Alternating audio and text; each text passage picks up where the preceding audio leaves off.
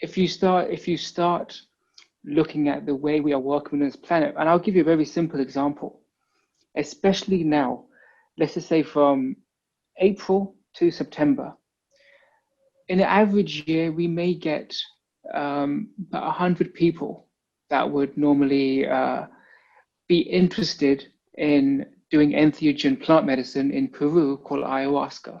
So in a year, you may have 100 people that may be interested that will sign up.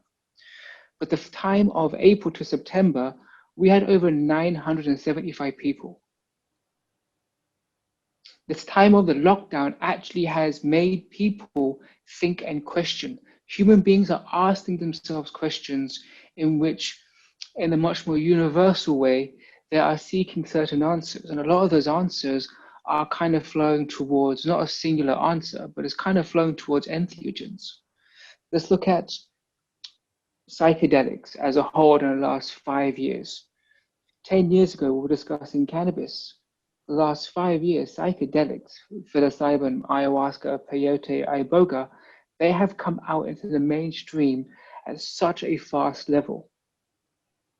It's, in one manner, it was unforeseen that on such a global front, we would have individuals discussing and talking about plant medicine.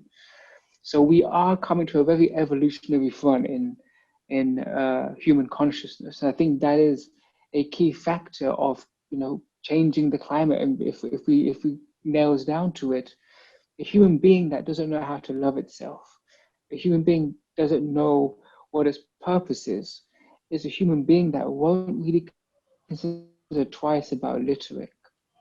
The problem is far deeper than saying, look, we're causing a problem, but there could be a far deeper answer if we start, looking at the problem from the inside, which is human beings. Another perspective is important for us as a species. And we consider things like plant medicines to be in a manner of software, and you are hardware. You consuming the plants, for example, is allowed to update certain varieties of your mental scape, of your genealogy, and going forward, whether people like psychedelics or like entheogens or not, it is becoming the future. It is becoming the norm. But there are various ways of applying entheogens within societies, for example. But I mean, I can keep waffling on, but please give me your view, Ali. What do you feel?